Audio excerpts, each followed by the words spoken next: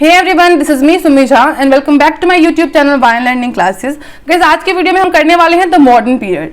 अगर आपने इससे पहले काफी सारे मैंने पीरियड्स करवा दिए हैं, अगर आपने इससे पहले वो वाले वीडियो देखे हैं तो उसके लिंक आपको डिस्क्रिप्शन बॉक्स में मिल जाएगा, तो आप जरूर उसको वॉच करें जाके, वो आपके लिए काफी हेल्पफुल है। Like Victorian age, Elizabethan age, वो सब पीरियड्स एज एक ही बात होती है। सो ये सारे हैं history of English literature up to 1800 century.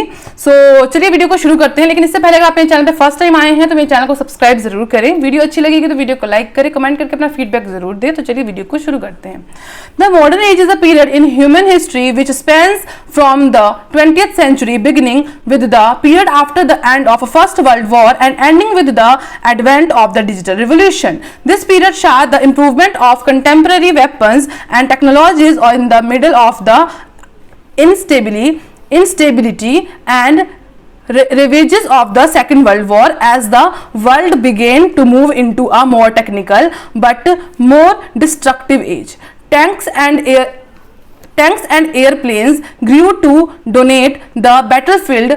Warships for centuries, kings of the sea, were supplanted by the aircraft carrier, which proved its worth time and time again at engagements like Pearl Harbor and Midway. Finally and most significantly, the atomic bomb, nuclear weaponry, was first developed and used during this period, ushering in the Cold War.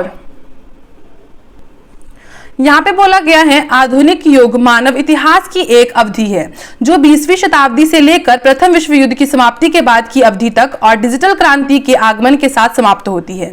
इस अवधि में द्वितीय विश्व युद्ध की स्थिरता और तबाही के बीच समकालीन हथियारों में सुधार देखा गया, क्योंकि दुनिया अधिक तकनीकी लेकिन अधिक विनाशकारी युग में जाने लगी थी। युद्ध के मैदान पर टैंक और हवाई जहाज हावी हो गए। युद्धपोत तो सदियों से समुद्र के राजाओं और विमानवाहक पोत द्वारा प्रतिस्थापित किया गया था, जो पर्ल हार्बर और मिडवे जैसे कार्यों में समय और समय के लायक साबित हुआ। अंत में और सबसे महत्वपूर्ण परमाणु बम, परमाणु हथियार इस अवधि के दौरान पहली बार विकसित और उपयोगित किए गए। शीत युद्ध की शुरुआत हुई। Now next paragraph, the cold war was a half century long age of conflict between the United States, supported by NATO, and the Soviet Union and its allies in the Warsaw Pact. Both suspected the motives of the other. The West despised the socialist Soviet Union, while the Soviets renounced the capitalistic West. A key hallmark of the Cold War was the new military technology available to combatant, namely nuclear weaponry. Both sides began only with atomic bombs dropped from bombers, but eventually enlarged their arsenals to the point where nuclear missiles could destroy all human civilization on Earth. Although mutually assured destruction, in the end ironically averted nuclear holocaust, it did not end conflict. There were still many wars waged between the two ideologies. However, instead of the plain of Western Europe, these conflicts took place in undeveloped countries where both the United States and Soviet Union hoped to spread their ideology. These wars included Korea, Vietnam, and almost led to direct nuclear confrontation in the Cuba Missile Crisis. अब हम इसका मतलब समझेंगे। यहाँ लिखा गया है शीत युद्ध संयुक्त राज्य अमेरिका नाटो द्वारा समर्थित और वार्सा संधि में सोवियत संघ और उसके सहयोगियों के बीच अविश्वास का एक अर्ध शताब्दी का लंबा युग था। दोनों को दूसरे के इरादों पर शक था। पश्चिम ने समाजवादी सोवियत संघ का तिरस्कार किया, जबकि सोवियत संघ के पूंजीवादी पश्चिम की निंदा की। शीत ऋतु की एक प्रमुख विशेषता नई सैन्य तकनीक थी जो लड़ाकों के लिए उपलब्ध थी, अर्थात परमाणु हथियार। दोनों पक्षों ने केवल बम वर्षकों से गिराए हुए परमाणु बमों के साथ शुरुआत की, लेकिन अंततः अपने शस्त्रागार को उस बिंदु तक बढ़ा दिया जहां परमाणु मिसाइलें पृथ्वी पर सभी मानव सभ्यता को नष्ट कर सकती थी। हालांकि पारस्परिक रूप से आश्वस्त निवास अंततः में विडंबनापूर्ण रूप से परमाणु प्रलय को टाल दिया, लेकिन इससे संघर्ष समाप्त नहीं हुआ। अभी भी दो विचारधाराओं के बीच कई युद्ध हुए। हालांकि पश्चिमी यूरोप के मैदानों के बजाय ये संघर्ष अविकसित देशों में हुए, जहां संयुक्त राज्य और सोवियत संघ दोनों ने अपनी विचारधारा के प्रसार की आशा की। इन युद्धों में कोरिया, वियतनाम शामिल थे और लगभग क्यूबा मिसाइल संकट में सीधे परमाणु टकराव का नेतृत्व किया। इसी के साथ चलते नेक्स्ट पैराग्राफ में। Outside of the tense nuclear situation, there were also iconic cultural revolutions throughout the world. The end of the Second World War led by the consumption of the Civil War in China, creating the People's Republic of China led by Mao Zedong. The newly communist China launched the Cultural Revolution among other programs. Now next page. Designed to modernize China, although they certainly managed to industrialize the primarily agricultural state, they did not come without a cost. Millions of Chinese were either imprisoned or starved to death as a result of these reform. अब यहाँ क्या लिखा है? अब यहाँ बोला जा रहा है तनावपूर्ण परमाणु स्थिति के बाहर दुनिया भर में प्रतिष्ठित सांस्कृतिक क्रांतियां भी हुई। द्वितीय विश्व युद्ध की समाप्ति के कारण चीन में गृह युद्ध फिर से शुरू हो गया, जिससे चीन जनवादी गणराज्य का निर्माण हुआ।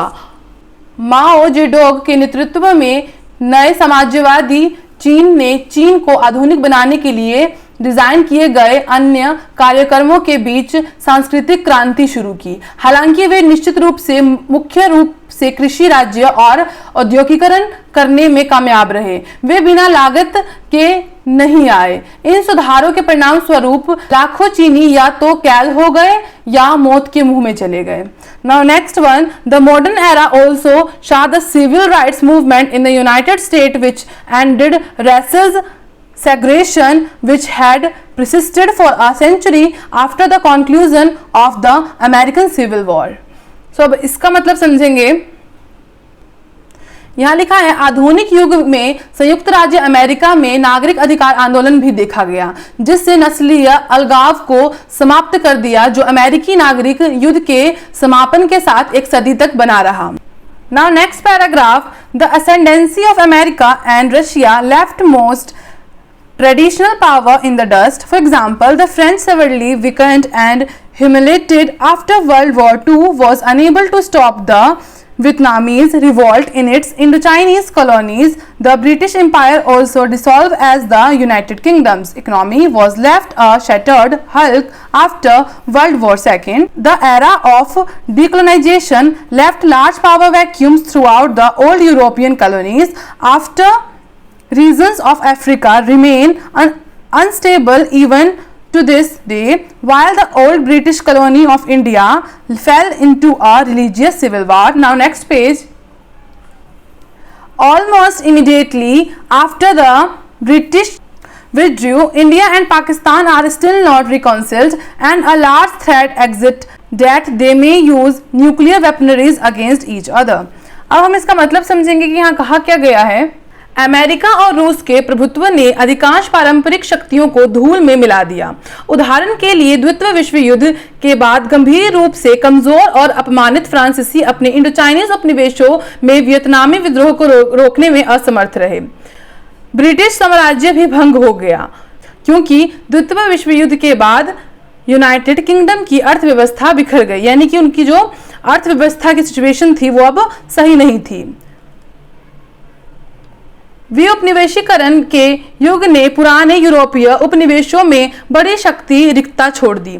अफ्रीका के बड़े क्षेत्र आज भी अस्थिर हैं, जबकि भारत का पुराना ब्रिटिश उपनिवेश अंग्रेजों के वापस जाने के लगभग तुरंत बाद एक धार्मिक गृह युद्ध में गिर गया।